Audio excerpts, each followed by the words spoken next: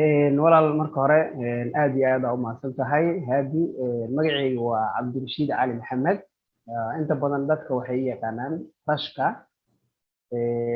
Runtii waxaan ku noolaa Soomaaliya gaar ahaan Muqdisho. Waxaan bare ka ahaa iskuul iyo jaamacad. Runtii waxbarashada ama scholarshipska online-ka ah waa fursado mar walba ama sanad walba la helo ee soo baxa. Laakiin aad moodo in ardayda Soomaaliyeed ay ka indhatiran yihiin, ay xogaa ka indha daboolan yihiin oo aadna aysan interest gooni aysan u siinin. Sababaha keenayana waxay tahay aan isleeyahay inay moodaan inay been tahay waxyaaba aanan jirin oo la iska soo xayeysiiyey ay tahay kow. Labo, inay moodaan inay tahay wax iska adag oo aanan la codsan karaynin oo aan la xariisan karaynin. Caqabadahaasaa moodaa inay hortaagan tahay ardayda Soomaaliyeed. Inta badanna ay iskaga mashquulsan yihiin social media, Facebookii, TikTokii, aysan interest gaar ah aysan siinin inay wax apply gareeyaan ama ay wax raadiyaan, ama ha ahaato shaqooyin online lagu xareynayo, ama ha ahaato scholarshipskii, ama waxyaabo kale workshops ha ahaadaano. Aad baad moodaa in ardaydii Soomaaliyeed ay uga liitaan dhankaas.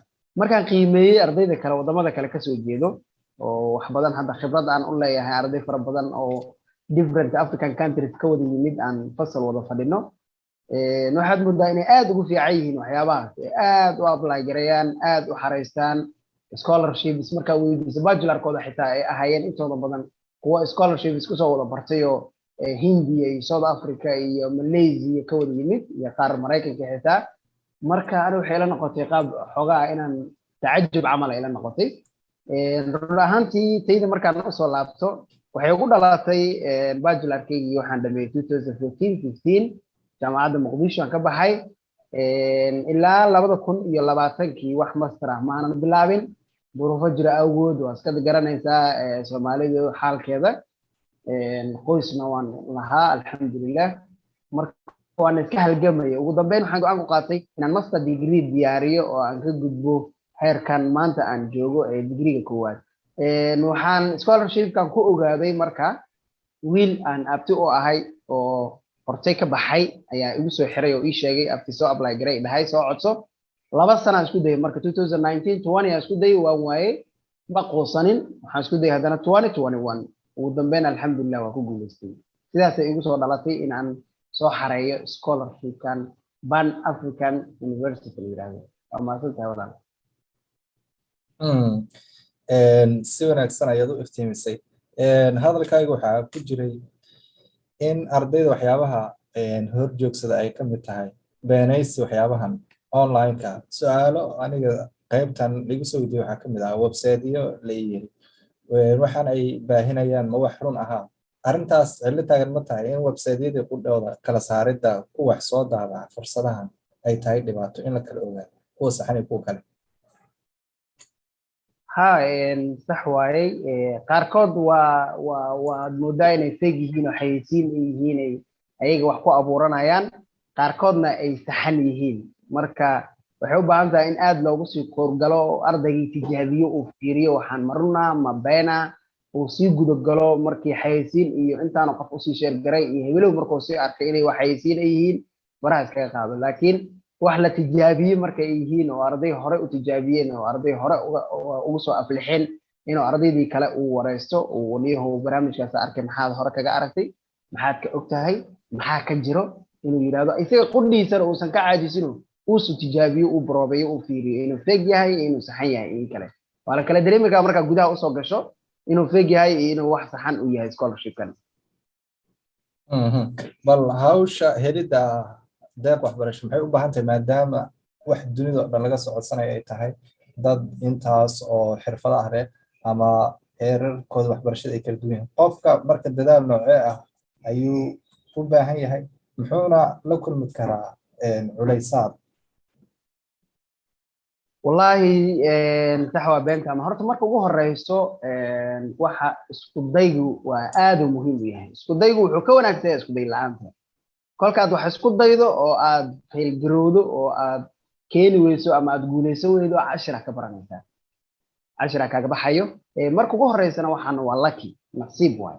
waa wax min allahi ka imaado waa qadar rabbi waaye adoo waxaa arkaysaa arday qaar hadda waxaan arkaa ila soo xiriiro 20 scholarship sanadkiiba xareeya haddana aanan helin waxaa moodaa wixii min allahi ay yihiin qadarna ay tahay nasiibkiina halkiisii weli uu yahay oo qofkaas xilligiisii weli inuu dhiman yahay suurtagal ah aniga qudhaydaba turki waa isku dayi jiray 2 jeer aan isku dayi waa waayey qoladaana marka dambe go'aan ku qaatay inaan ka daba harin mar baan isku dayi waa waayey markii labaad waan helay maanan quusanin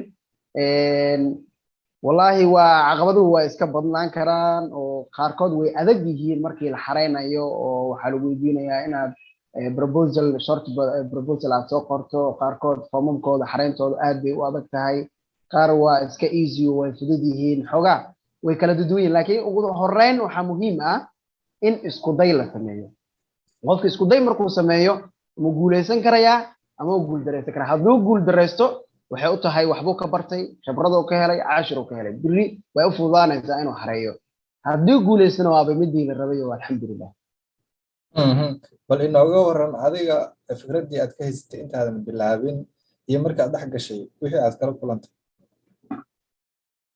scholarshipka sama wallahi fikradda ka haystay marka hore saasaa aaminsanaa oo wax fayga inay yihiin waxaan wax scholarship la yidhaahdo turkigaas un baan aad u maqli jiray wax kala dhanba ma ilaa amarkii maanan maqli jirin mana xiisayn jirinba turkigaasaas dhihi jiro wallahi alla ilaahay haddaad hesho waa fiicnaan lahayd markaasaa habeenno usoo jeedi jiray si aan wax u qoro wax u buuxiyo proposalkaasi rabaan u diyaariyo wax badan yar anay u xareeyay xitaa wax xasuustaa aad ugu dadaalay oo interview loo wacay oo laakiin interview ku guul dareysay aysan u qornayn inuu baxo wallahi waxaan ka aaminsanaa waxyaaba iska fake ah waxyaabaha kale turkigaas un baa iska aaminsanaa ugu dambeyn markaa turki ku daalayna waa ka soo jeesto waxaa galay inaan waxyaabo kale shaqooyin kale online ku xareeyo hay-adaha waaweyn sida ICRC DRC xareeyo scholarship waxyaabahaas shaqooyinka aan raadiyo ugu dambeyn markay scholarshipkana ogaaday oo aan isdhahay alla ilaa amu kan oo wiilkaaga ku baxay oo dad kalena ay ku baxeen ay jiraan niyo ama xareysataa oo tijaabisaa bal sidii kan iskaga soo tijaabsaday marka sanadkii labaadna aan ku guuleystay alxamdulilah marka kan intaan usii guda gelin arrintana proposalka aad soo qaaday scholarshipyada qaar waa arrin ku jirta marka bal arrintaas ka waran sida ay ardayda uga gudbi karaan iyo qoraalkaas caqabad ay kala kulmaan wallahi sax waaye short proposalkaas waa iska caqabad gaaban waayo ardayda inta badan ka hor timaado aysan aadna u fahamsanayn oo aniga qodhayda xataa xoogaa aad baan ugu dabagadoomi jiray laakiin isku day waan samayn jiray oo isku dhihi jiray niyahow bal waxaan ciwaankan aad dooranaysid bal xoogaa short ka sameey oo soo khulaasay wixii aad u baahnayd iyo sidii la rabay proposalkii qaabkii structure-kii loo marayay meelo kale ka fiiri waxyaabo kale raadi kuwo kale sambal la soo qaado waxyaabahaas si uun tactic yaraan loo adeegsadaa waa un qaybtaas waa iska yara adag tahay haddii uu laga faksan waayana qof markaas macquul ku ahoo isleedahay researchkii uu ku fiican yahay ama proposalkan yar uu ku samayn karaa unbaa markaas loo dirsadaa si uu kugu sameeyo